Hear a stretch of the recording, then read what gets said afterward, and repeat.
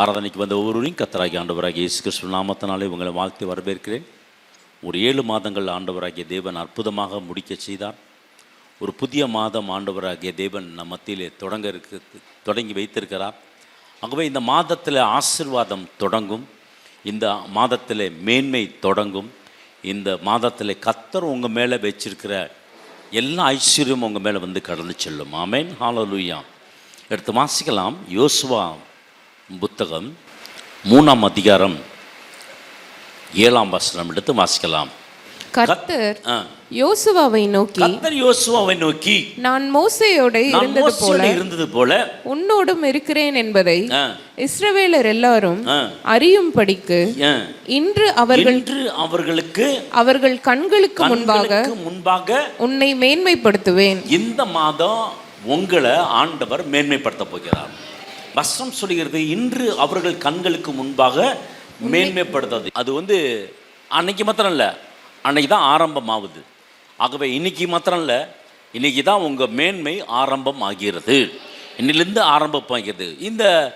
இது மனுஷனுடைய தயவினால் வருகிற உயர்வு அல்ல, இல்லை கடின உழைப்பினால் வருகிற உயர்வு அல்ல, உலக மக்கள் கொடுக்கிற உயர்வு அல்ல, இது கர்த்தரே தருகிற உயர்வு. இந்த மேன்மையை ஆண்டவர் உங்களுக்கு தரப்போகிறார். ஆகவே ஒவ்வொரு நாளும் நீங்கள் சொல்ல வேண்டிய வார்த்தை என்னன்னா, கர்த்தர் என்னை மேன்மைப்படுத்துவார். சொல்ல, கர்த்தர் என்னை இந்த மாதத்திலே மேன்மைப்படுத்துவார். இதுதான் கர்த்தர் இந்த மாதத்துக்கு கொடுத்த வார்த்தை. கர்த்தர் இந்த மாதத்தில் உங்களை மேன்மைப்படுத்துவார். ஏன் இந்த ஆண்டவர் இந்த வார்த்தையை சொல்கிறான்னு சொன்னால், மோசே இருந்தான். மோசே தேவனுடைய தாசனாக இருந்தான். அவன் ஆண்ட சொல்கிறான், நான் மோசே இருந்த வரைக்கும் அவன் தான் தலைவனாக இருந்தான். அடுத்த தலைமைத்துவம் யாருக்கு வருதுன்னா, யோசுவாவுடைய சந்ததிக்கு வருது, யோசுவாவுக்கு வருது. அப்போ மக்கள் இவரை ஏற்றுக்கொள்வார்களா? மோசே பெரிய தலைவன், செங்கடலை 2ஆக பிளந்தவர், வாதைகளை அனுப்பினவர், பயங்கரமான ஒரு லீடர் பாருங்கள். அவர் மரித்து போனார், அவர் இல்லை. ஆனால் அந்த பகுதியிலே யார் என்ன பண்ணுறது, அது யார் என்ன பண்ண முடியும் அப்படின்னு சொல்லும் பொழுது யோசுவாவை ஆண்டவர் தேர்ந்தெடுக்கிறார். யோசுவா இது ஆரம்பித்தது, இந்த அதிகாரம் முடிகிற வரைக்கும் பார்த்தீங்கன்னா, அந்த கானான் தேசத்தில் உள்ள 31 ராஜாக்களை எல்லாவற்றையும் கொண்டு அவர்களுடைய தேசத்தை தம்வசமாய் திருப்பி கொண்டானாம். ஆமென். ஆகவே பிரியமான தேவஜனமே, கர்த்தர் இந்த மாதத்தில் கர்த்தர் உங்களை மேன்மைப்படுத்தி கொடுப்பார். நீங்கள் விசுவாசிக்கும் பொழுது கர்த்தர் உங்களை மேன்மைப்படுத்துவார். ஆமென், ஹல்லேலூயா. இந்த வசனம் எனக்குரியது என்று சொல்லி நீங்கள் உரிமை பாராட்ட வேண்டும். யோசுவாவுக்கு சொன்ன பொழுது யோசுவா அந்த வார்த்தையை தனக்கென்று எடுத்துக்கொண்டான். அவனுக்குன்னு சொல்லப்பட்ட வார்த்தை. இப்பொழுது இந்த வார்த்தை உங்களுக்குன்னு சொல்லப்படுகிற வார்த்தை. இந்த வார்த்தையை நீங்கள் எடுத்துக்கொள்ள ஒன்று. கர்த்தர் உங்கள் பிஸ்னஸில் மேன்மைப்படுத்துவார். கர்த்தர் உங்கள் குடும்பத்தை மேன்மைப்படுத்துவார். கர்த்தர் உங்கள் வேலையை மேன்மைப்படுத்துவார். கர்த்தர் உங்கள் பிள்ளைகளை மேன்மைப்படுத்துவார். இந்த மாதம் ஆண்டவர் உங்களை மேன்மைப்படுத்துகிற மாதம். ஹல்லேலூயா. மோசே மரித்து போனான். மோசே மரித்து போன பிறகு அந்த இடத்துல யாரை நிறுத்துவது? ஏன்னா 20 லட்சம் மக்களை வழி நடத்த வேண்டும். மோசேவே என்ன பண்ணாங்க, கல்லறிக்க ஆரம்பிச்சிட்டாங்க. அப்படிப்பட்ட இந்த தலைமைத்துவம் மோசேக்கு ஆண்டவர் வச்சிருந்தாரு. அதே அபிஷேகம் யாருக்கு வருது என்று சொன்னால், யோசுவாவுக்கு. ஆண்டவர் கொடுக்குற ஆசீர்வாதத்தை யாரும் தடுக்க முடியாதுங்க. உங்களுக்கு கொடுக்க வேண்டிய ஆசீர்வாதம் இந்த மாதத்தில் கர்த்தர் உங்களை மேன்மைப்படுத்துவார்னு ஆண்டவர் நினைச்சிட்டாருன்னா, அதை யாரும் என்ன செய்ய முடியாது, தடுக்க முடியாது. பிசாசு என்ன பண்ண முடியாது, தடுக்க முடியாது. யாரும் எதிர்த்து நிற்க முடியாது. கர்த்தர் உங்களை மேன்மைப்படுத்துவார்னா மேன்மைப்படுத்துவார். எல்லாராலும் புறக்கணிக்கப்பட்டவன் யோசுவா. எல்லாராலும் புறக்கணிக்கப்பட்டவன். ஒருவேளை நீங்கள் புறக்கணிக்கப்பட்டிருக்கீங்களா, அவமானப்பட்டிருக்கீங்களா, எல்லாராலும் அவமதிக்கப்பட்டிருக்கீங்களா? இன்றைக்கி ஒரு நற்செய்தி, கர்த்தர் உங்களை மீண்டும் மேன்மைப்படுத்த போகிறார். 3 காரியங்களை குறித்து நான் பேசலாம் என்று நினைக்கிறேன். கர்த்தருடைய சமூகம் உங்களை மேன்மைப்படுத்தும். யார் மேன்மைப்படுத்துவாங்களா? கர்த்தருடைய சமூகம் மேன்மைப்படுத்தும். இதுக்கு ஆதாரமாக நான் வாசிக்கிற வசனம் யோசுவா 1ஆம் அதிகாரம் 2ஆம் வசனம் எடுத்து வாசிக்கலாம். யோசுவா 1:2 எடுத்து வாசிக்கலாம். என் தாசனாகிய மோசே மரித்து போனான். இப்பொழுது நீயும் இந்த ஜனங்கள் எல்லாரும் எழுந்து இந்த யோர்தானை கடந்து இஸ்ரவேல் புத்திரருக்கு நான் கொடுக்கும் தேசத்துக்கு போங்கள். ஆண்டவர் என்ன சொல்றாருன்னா, இந்த இடத்துல ஒரு வார்த்தை சொல்றார். என் தாசனாகிய மோசே என்ன பண்ணா, மரித்து போனான். இப்பொழுது நீயும் இந்த ஜனங்களையும் எல்லாரும் எழுந்து யோர்தானை கடந்துன்னு போட்டிருக்குல்ல, அப்போ யோர்தான் தான் உங்களுடைய ஆசீர்வாதத்துக்கு தடையாக இருக்கிறது. ஆண்டவர் சொல்கிறாரு, இந்த மாதம் நீங்கள் தடைகளை கடக்கிற மாதம். ஆமேன். இந்த மாதம் மேன்மைப்படுத்துகிறோன்னே ஆண்டவர் என்ன செய்வாராம், ஆண்டவர் கடக்க வைப்பார். ஆனால் யோர்தான் எப்படி வருகிறது? அது பொங்கி வருகிற வெள்ளம் பயங்கரமாக கரை புரண்டு ஓடுகிறது.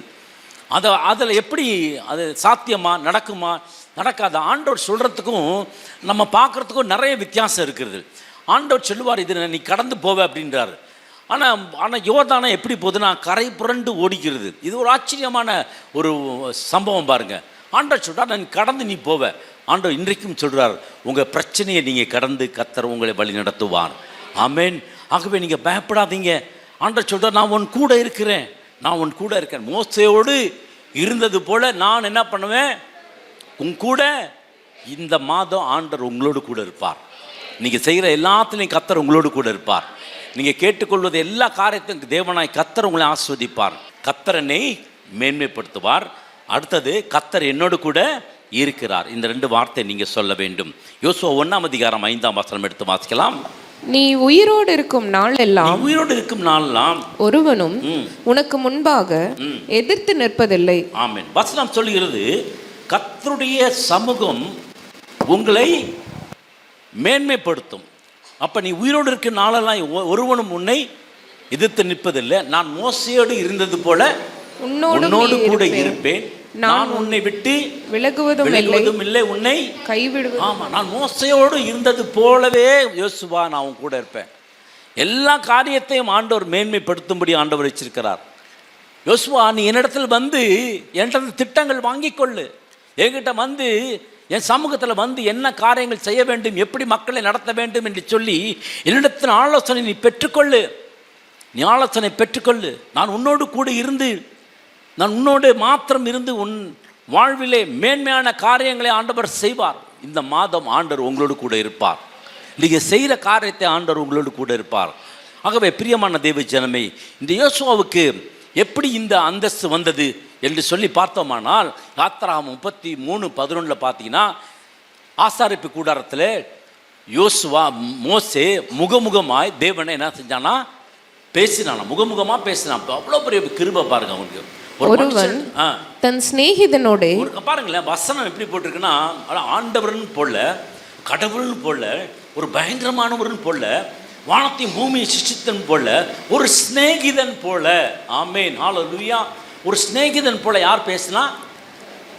ஒருவன் தன் சிநேகிதனோட பேசுவது போல கர்த்தர் மோசேயோட முகமுகமாய் பேசினார். பேசினாரா? முகமுகமாய் பேசினாரா? இன்னைக்கும் ஆண்டவர் உங்கள்ட்ட பேச பாரா. அவன் பேசிட்டு பாளையத்தை விட்டு திரும்பி, பின்பு அவன் பாளையத்துக்கு திரும்பினான். நூனின் குமாரனாகிய யோசுவா என்னும் அவனுடைய பணிவிடைக்காரனாகிய வாலிபன் ஆசாரிப்பு கூடாரத்தை விட்டு பிரியாதிருந்தான். பாருங்க, இந்த வாலிபன் யோசுவாவின் சந்ததி. மோசே போயிட்டான், ஆனா யோசுவா என்ன செய்தான்? தன் வாலிப பிரயாத்தில் உன் சிருஷ்டிகரை வாலிப பிரயாத்தில் உலகம் போன போக்கில் செய்யலாம். உலக டிசையர், உலகத்தில் இருக்கிற ஆசை, உலகத்தில் இருக்கிற இச்சை, உலகத்தில் இருக்கிற காரியங்களுக்கெல்லாம் வாலிபன் போகலாம். ஆனால் அவன் அப்படி போல. அவன் என்ன பண்ணான்னா, ஆசாரிப்பு கூடாரத்தை விட்டு பிரியாதிருந்தான். அதுதான் குவாலிஃபிகேஷனே. அதை தான் ஆண்டவர் இங்கே பார்க்குறாரு. நீங்களும் நானும் தேவனோட வார்த்தையிலே இருந்து, அவரோட வார்த்தை என்னை உயர்ந்த இடத்துல கொண்டது வைக்கும். அந்த வார்த்தை எனக்கு ஆசீர்வாதமாக வரும். ஆண்டோட வார்த்தைக்கு கீழ்ப்படிந்து அதன்படி நடக்கிற ஒவ்வொருவரையும் கர்த்தராகிய தேவன் ஆசீர்வதிப்பார். அப்போ ஆண்டவர் சொல்ல, நீ இப்படி இருந்தனால சகல கண்களுக்கு முன்பாக யோசுவா, நான் என்ன பண்ண போகிறேன், உன்னை மேன்மைப்படுத்த போகிறேன். எடுத்தோடனே தலைவர் நீ அப்படின்னு சொல்லலை. ஒரு பெரிய காரியம் செய்து கர்த்தர் அவனை மேன்மைப்படுத்தினார். எப்படி மேன்மைப்படுத்தினார்? தேவனுடைய வல்லமை உங்களை மேன்மைப்படுத்தும். 2வது, தேவனுடைய வல்லமை உங்களை என்ன பண்ணும்? மேன்மைப்படுத்தும். ஹல்லேலூயா. இருக்கீங்களா? தேவனுடைய வல்லமை இந்த மாதத்தில் உங்களை என்ன பண்ணும்? மேன்மைப்படுத்தும். சமூகம் மேன்மைப்படுத்தும். சமூகம்னா அவருடைய பிரசனம், அவரோட கூட இருக்கிற அந்த இன்டிமேசி ரிலேஷன்ஷிப், அதுதான் சமூகம், அவருடைய பிரசனம் இருக்கிறது. அதுக்கப்புறம் பார்த்தீங்கன்னா வல்லமை மேன்மைப்படுத்தும். என்ன வல்லமை மேன்மைப்படுத்தும்? வசனம் சொல்கிறது, நான் மோசையோடு இருந்தது போல உன்னோடு கூட இருப்பேன் யோசுவா. ஆகவே மோசே இருந்தபோது ஜனங்களை கானானுக்கு வளைத்து செல்லும்படி நான் அழைத்து வந்தார், கூட்டிகிட்டு வந்தார். இப்போ மோசே இறந்து போயிட்டார். இப்போ அந்த ஸ்தானத்தில் நீ தான் இருக்க. நீ என்ன பண்ணு, நான் உன்னோடு கூட இருந்து இந்த ஜனங்களை எங்கே கொண்டு போய் வேணா. மோசே சிவந்த சமுத்திரத்தை இரண்டாக பிளந்தார், மேன்மைப்படுத்தினார் ஆண்டவர். எல்லா கண்களுக்கு முன்னாடி ஆச்சரியம் அற்புதம் செய்தார். நானும் உன்னை மேன்மைப்படுத்துவேன். என்ன செய்ய வேண்டும் என்று சொன்னால், ஆசாரியர்கள் உடன்படிக்கை பட்டி எடுத்துக்கொண்டு சுமந்து போவார்கள். அவர்கள் கால்கள் இந்த யோர்தான் நிலை பட்ட மாத்திரத்திலே வந்து கொண்டிருக்கிற ஓடிக்கொண்டிருக்கிற யோர்தான் நதி இரண்டாக பிளக்கும்.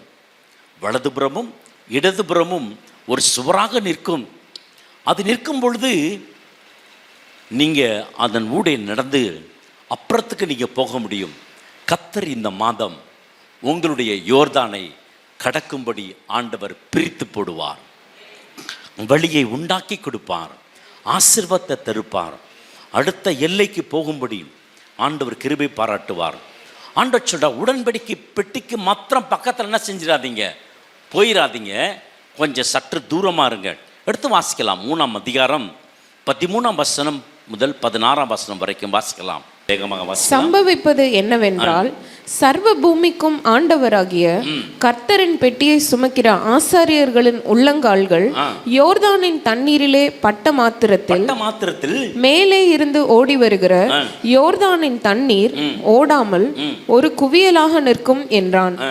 ஜனங்கள் யோர்தானை கடந்து போக தங்கள் கூடாரங்களில் இருந்து புறப்பட்டார்கள்.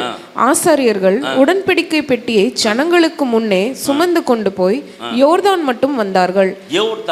அப்புறம் யோர்தான் அறுப்பு காலம் முழுவதும் கரை புரண்டு போம். பெட்டியை சுமக்கிற ஆசாரியர்களின் கால்கள் தண்ணீரின் ஓரத்தில் பட்டவுடனே மேலே இருந்து ஓடி வருகிற தண்ணீர் நின்று சார்தானுக்கு அடுத்த ஆதாம் ஊர் வரைக்கும் ஒரு குவியலாக குவிந்தது. உப்புக்கடல் என்னும் சமமான வெளியின் கடலுக்கு ஓடி வருகிற தண்ணீர் பிரிந்து ஓடிற்று. அப்பொழுது ஜனங்கள் எரிகோவுக்கு எதிரே கடந்து போனார்கள். எரிகோவுக்கு எதிரே என்னப்பா கடந்து போனார்கள். இந்த மாதத்தில் யோர்தானை கடந்து போவீர்கள். இந்த மாதத்தில் கர்த்தர் உங்களை மேன்மைப்படுத்துவார்.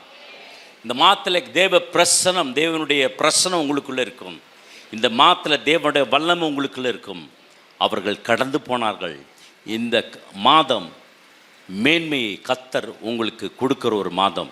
இந்த மாதம் கர்த்தர் உங்களுக்கு வல்லமையை கொடுக்கிற ஒரு மாதம். இந்த மாதம் ஆண்டவர் உங்களை பிரகாசிக்க பண்ணுகிற ஒரு மாதம்.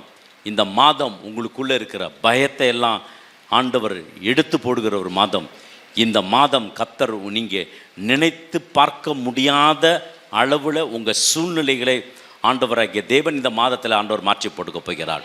வாக்கு பண்ணப்பட்ட தேசத்தில் கானானுக்குள்ளே நம்ம என்ன பண்ண போகிறோம். யோசுவா என்ன பண்ணார், 31 ராஜாக்களை அங்கே உள்ள எல்லா அந்த ஏத்தியர் எபூசியர் அவங்க எல்லாத்தையும் துரத்தி விட்டுட்டு தங்கள் வசனம் சொல்லும், தங்கள் வசமாக எல்லாம் தேசத்தை திருப்பி கொண்டான். இந்த மாதம் நீங்கள் திருப்பி கொள்ள போகிறீங்க.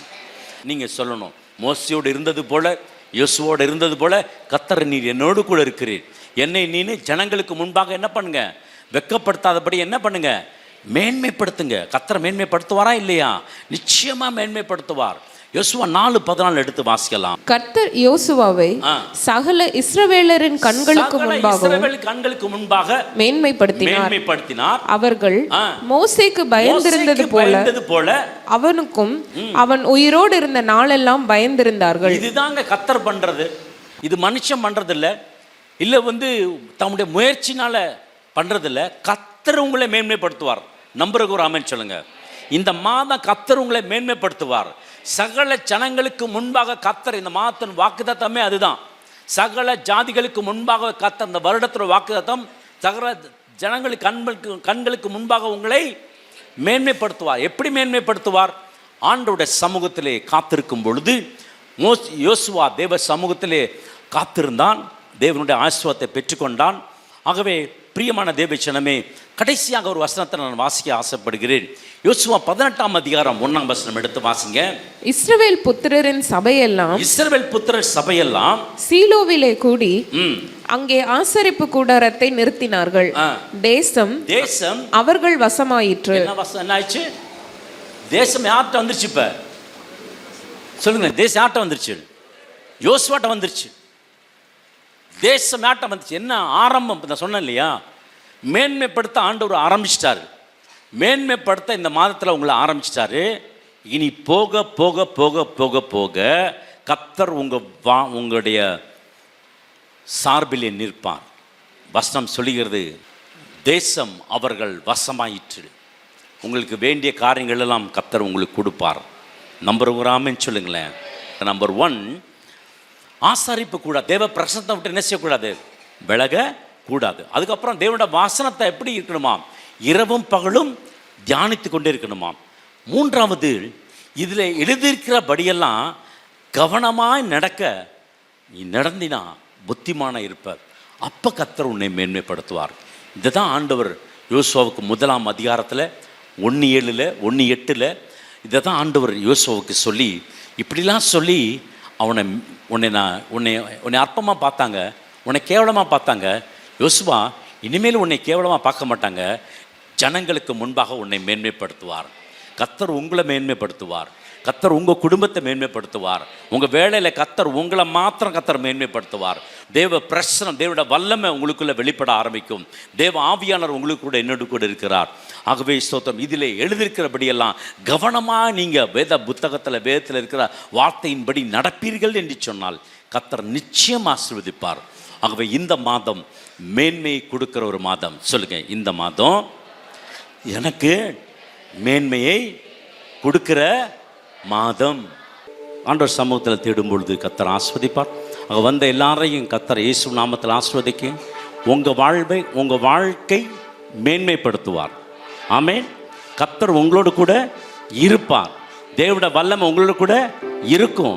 நீங்கள் மேன்மைப்படுவீர்கள். ஹல்லேலூயா. செய்கிற எல்லாத்திலும் கர்த்தர் உங்களை மேன்மைப்படுத்துவார். சென்ற மாதம் வராத ஆசீர்வாதம் இந்த மாதம் வரும். தடையா இருக்கிற யோர்தான் 2ஆக பிளக்கும். தேசத்தை தம்பசமா திருப்பி கொண்டார். உங்களுக்கு உரிய ஆசீர்வாதம் உங்களுக்கு இந்த மாதத்தில் நீங்க திருப்பிக் கொள்வீர்கள். ஆமென். ஹல்லேலூயா. God is good all the time. கர்த்தர் உங்களை ஆசீர்வதிப்பாராக. சமாதானத்தோடு கடந்து செல்லுங்கள். கர்த்தர் உங்களை ஆசீர்வதிப்பார். கர்த்தாவே, இந்த புதிய மாதத்துக்காக உம்மை நன்றியோடு உம்மை துதிக்கிறோம், ஸ்தோத்திரிக்கிறோம். கர்த்தாவே, கடந்த மாதம் முழுவதும் எங்களை நீங்கள் காத்து இந்த புதிய மாதத்தை காண செய்த தயவிற்காக கோடானு கோடி ஸ்தோத்திரம் சுவாமி. இந்த புதிய ஆரம்பத்தை இந்த மாதத்தில் நீங்கள் கொடுப்பதற்காக நன்றி. பழையவைகள்லாம் ஒளிந்து போகத்தக்கதாக கர்த்தர் புதிய புதிய காரியங்கள், எங்களுக்கு புதிய புதிய வாசல்கள், புதிய ஆசீர்வாதங்கள், காத்திருக்கிற காரியங்கள் எல்லாவற்றிலும் தேவன் நன்மையாக நீங்கள் முடித்து தரும்படிக்கு நாங்கள் செபிக்கிறோம். ஒரு பெரிய உயர்வு எங்கள் வாழ்க்கையில் கடந்து வரட்டும் ஆண்டவரே. நாங்கள் நினைத்து கொண்டிருக்கிறதை காட்டிலும் நீங்கள் அதிகமாக கிரியை செய்கிற தேவன். இந்த மாதத்தில் எங்கள் வாழ்க்கையில் ஆண்டவரே, எங்களால் என்னென்ன காரியங்களை செய்து முடிக்க முடியலையோ அந்த காரியங்கள் எல்லாவற்றிலும் கர்த்தருடைய கரம் கூட இருந்து எங்களுக்கு முடித்து தரும்படியாக நாங்கள் ஜெபிக்கிற சுவாமி. கர்த்தர் உன்னோட கூட இருந்து ஆண்டவரே செய்யும் காரியம் பயங்கரமாக இருக்கும். இந்த வார்த்தை எங்கள் வாழ்க்கையில் கடந்து வரட்டும். எந்தெந்த காரியங்கள் ஆண்டவரே தள்ளப்பட்ட நிலைமையில், தாமதித்து கொண்டிருக்க நிலைமையில், ஆண்டவரே சிறைப்பட்டு போன நிலைமையில் இருக்க எல்லா காரியங்களையும் கர்த்தர் இந்த நாட்களில் வெளியே கொண்டு வாருங்க சுவாமி. எங்களோடு இருக்கிறவர் பெரியவர் என்பதை நாங்கள் நிரூபித்து காட்டும் மாதமாக அநேக சாட்சிகள் எங்கள் குடும்பங்களிலும் தனிப்பட்ட வாழ்க்கையிலும் ஆவிக்குரிய வாழ்க்கையிலும் ஆண்டவரே உயர்வு வர உதவி செய்யுங்க. மேன்மைப்படுத்துங்க. உயர்வு உண்டாகட்டும். கீழாய் போயிருக்கிற காரியங்கள் எல்லா ஆண்டவரே ஒரு பெரிய மாற்றங்களை கர்த்தர் கொண்டு வாருங்க. கர்த்தருடைய கரம் இதை செய்யட்டும் ஆண்டவரே. கர்த்தர் உன்மேல் பிரியமாயிருக்கிறார். உன் தேசம் வாழ்க்கைப்படும் என்ற வார்த்தை எங்கள் வாழ்க்கையில் குடும்பங்களில் பலிப்பதாக இயேசு கிறிஸ்துவின் வல்லமை உள்ள நாமத்தை கொண்டு நாங்கள் ஜெபிக்கிறோம் சுவாமி. நன்றி ஆண்டவரே, நன்றி ஆண்டவரே. நம்முடைய கர்த்தராகிய இயேசு கிறிஸ்துவின் கிருபையும் பிதாவாகிய தேவன் அன்பும் பரிசுத்தாவியானவர் அன்னோனி ஐக்கியமும் நம் அனைவரும் கூட என்னென்றைக்கும் எப்பொழுதும் இருப்பதாக. எல்லாரும் சேர்ந்து சொல்லலாம், என் ஆத்மாவே என் முழு உள்ளமையோட பரிசுத்த நாமத்தை ஸ்தோத்திரி. என் ஆத்மாவை கர்த்தரை ஸ்தோத்திரி. கர்த்தர் செய்த சகல உபகாரங்களையும் மறவாதே. ஆமென். ஹல்லேலூயா. ஜெப தேவைக்கு 9894913619.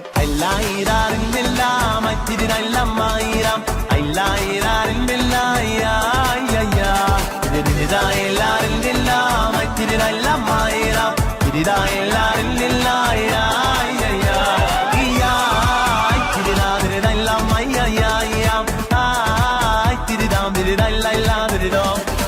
செய்தார்.